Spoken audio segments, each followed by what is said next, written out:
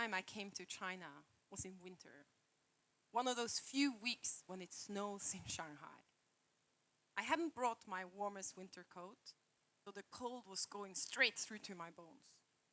I traveled on alone. I didn't know anyone in the city, and this was before the magic of the translation apps. I didn't understand anything that was said or that was written. I was curious, I was fascinated, I went walking around in the city, but all this also made me very tired. And then I saw something familiar, some Latin letters, that Starbucks. And I was so happy. Finally, a place where I can read a menu and where I know how to enjoy the beverage. So I went in, I had a rest, I enjoyed my coffee, and then I went out again to continue exploring Shanghai. And I love the city so much that I decided that one day I would come back and I would learn the language. So some years later, I did, and I signed up for a language course. During class, the teacher said, after class, you have to go out and speak with people to practice what you've learned. But I still didn't know anyone. So I went out roaming the streets again, and then I saw these small shops with typically young ladies sitting there alone. So I went into one of them, and I thought maybe she would talk with me. And this was a Chinese tea shop. And of course, he invited me to sit down and have a taste of tea. And I realized this was the perfect location to practice Chinese. It was quiet, it was very calm, and we could practice simple words like Norwegian, Zhongguoren, Norwegian, Chinese, cha ye, tea leaves, beizi, cup. So I kept going back to these shops, practicing and tasting the tea. And while I thought I was getting better at speaking Chinese, I was falling in love with Chinese tea. So now, many years later again, I still live here. I still frequent the tea shops. Now it's not so much to practice my Chinese. Now it is to taste the fantastic teas of China. So what is it that makes Chinese tea so special? So the first fact I want to share is that all tea comes from this plant, the Camellia sinensis. It originates in China. And all tea, from the green to the oolongs to the black and the really dark pu'er teas, they're all from the same plant. What makes the taste different is one, the natural conditions where the plant grows. It's the soil, it's how much it rains, it's the temperature, it's the minerals, all this. The other important thing that makes you able to make so many different types of tea from one plant is the process. There are two main processes in making tea. One is oxidation, which, as you can hear, means reaction with oxygen, so reaction with air. And I think we all know the oxidized banana. That's the black one. So the green tea is dried before it's oxidized. So that's why it stays green and fresh. And you should actually treat green tea like a fresh vegetable. Have it in the fridge even. Green tea does not store well because over time it will naturally oxidize. The black tea, on the other hand, is fully oxidized as part of the process. So black tea can be stored much longer time. And then in between the green and the black, you have the oolongs. So these are partly oxidized teas. From the more green ones, typically you get these in Taiwan, or the ones that are more towards the black, like the rock teas from Wuyi Mountains. And then there's a second process that is used for one specific type of tea, and that is fermentation. That means that bacteria are involved. And that's part of the process of making pu'er. So this is a special type of tea from Yunnan province in China. And because it's a fermentation process, pu'er teas actually tend to get better and better the longer you store them. Very different from the green in particular. You might recognize the picture to your left. That's a typical tea plantation as we know them. Small bushes where the leaves are picked. But the other picture is actually also of the Camellia sinensis. If you don't pick it and prune it, it will grow and become a big tree. And some of the best black teas and also pu'ers from Yunnan are picked from up to 100-year-old wild big tea trees like that. So all the teas come from this plant, all the real teas. Because nowadays we also tend to say tea about some other things like South African rooibos tea, or we have herbal teas. Well, in fact, those are, strictly speaking, infusions. They don't have a single leaf from the Camellia sinensis in them. A second basic of tea is the importance it has had in history. In China, tea has evolved together with civilization for probably about 2,000 years. And we can easily see it in a lot of ancient Chinese art. So this painting from the Ming Dynasty, Wen Zhengmin, a famous painter, and you can see some scholars, I think, enjoying tea there. Very prominent in paintings like this. And the emperor, he was drinking imperial tea from his imperial teaware. And also tea was one of the main goods transported along the Silk Road, all the way to Western Russia and Turkey and so on. But I would say that when the West Europeans, mainly the British, got the taste for tea, its influence of history became even much bigger. So this is a painting from the late 19th century, and it's called Afternoon Tea. And this is something that is still embedded in the British culture. But I can bet you that these ladies are not enjoying tea the way that we do today in England with afternoon tea. That is a dark black, adding milk and maybe even some lemon. Because the tea that the British fell in love with was mainly oolong tea from Fujian province. And how do we know this? There was this huge trade being developed, and they were sailing these ships from Fujian to England.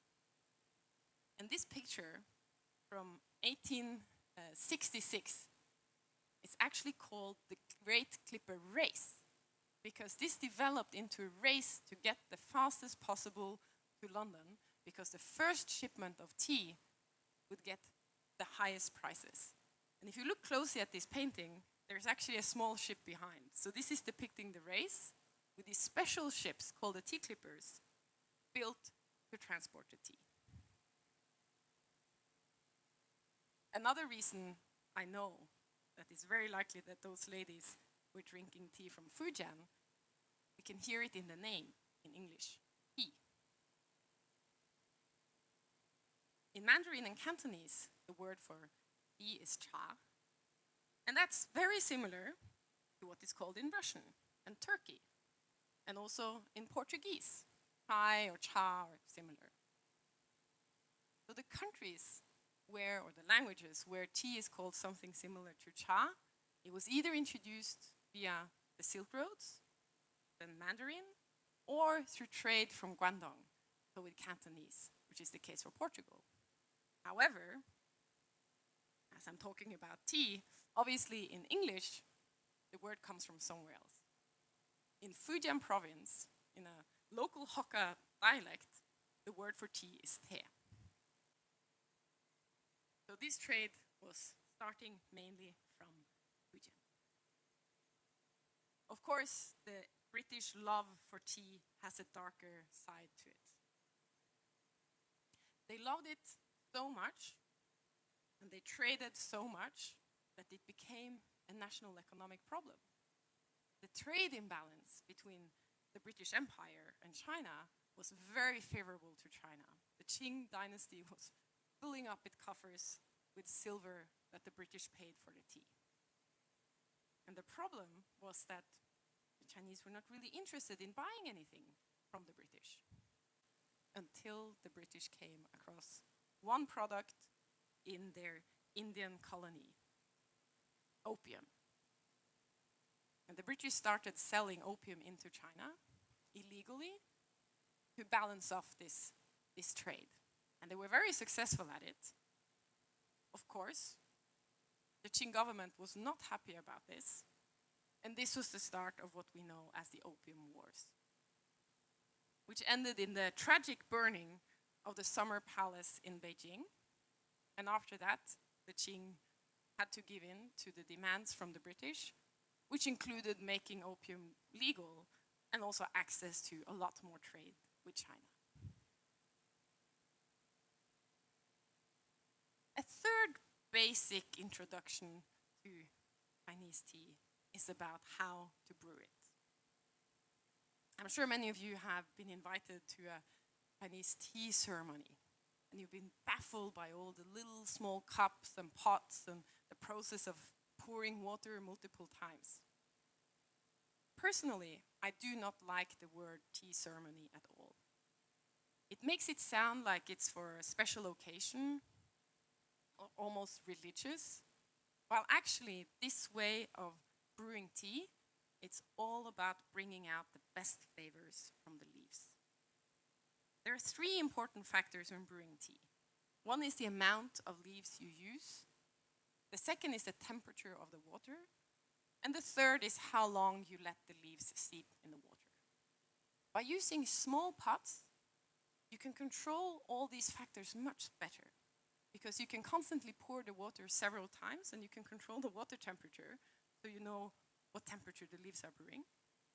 And by serving it in small cups, you know that the people drinking it always gets the right temperature and has been steeped for the right amount of time. In my daily job, I help companies have more sustainable business practices. I think that the small Chinese teacups hold important lessons for us as individuals on how we can live more sustainable. What does tea have to do with climate change and global warming? A main cause for greenhouse gas emissions is from transportation. Yesterday, I went to the supermarket and I looked at one of those packaged tea boxes with boxes with the tea bags in. And it was a green jasmine tea, a very typical Chinese type of tea, and it said packaged in Poland.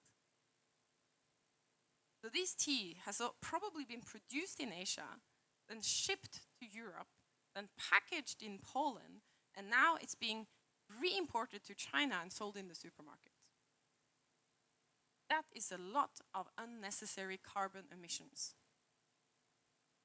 And the same for the packaging, the plastic and the paper and the chemicals that goes into making all those, the nice brand colors, the fancy glossy packaging outside.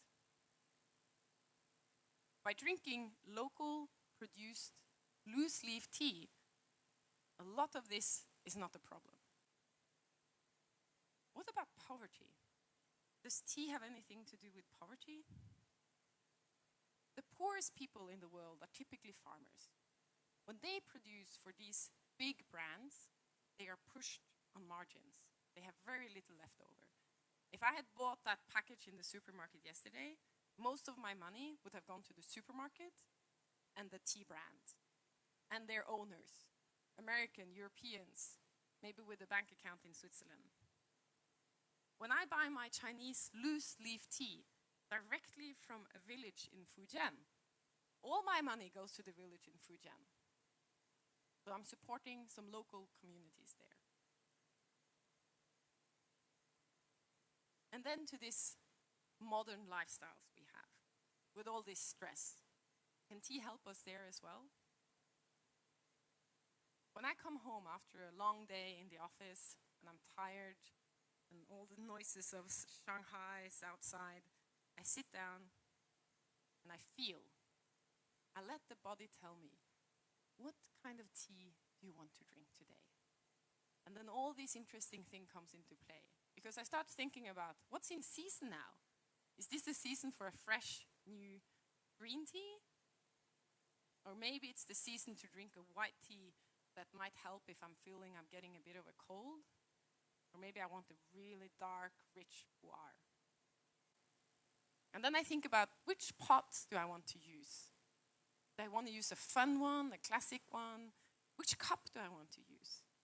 And all this makes me connect with nature through the leaves. It makes me connect a bit with the artisans that have made my cups. And I really feel relaxed in the middle of the big city of Shanghai. And I think the Japanese writer Okakura Kokatsu put it beautifully in his book, The Book of Tea, from 1906, when he says, "Teaism is essentially a workshop of the imperfect, as it is a tender attempt to accomplish something possible in this impossible thing we call life." Last month, I was in Copenhagen. And after finishing in the office, I went for a walk around my hotel. I thought I saw something that looked interesting. I went over to have a closer look, and surely, Ding Tea, Copenhagen, a tea house in the middle of the Nordic city. Of course, I went in, ordered a pot of tea, and started talking with the staff there. We shared experiences from visiting tea plantations and drinking different teas. And I ended coming back 2 more times that week and making new friends. For sure, I have never made friends like that by walking into a random Starbucks coffee shop. Thank you.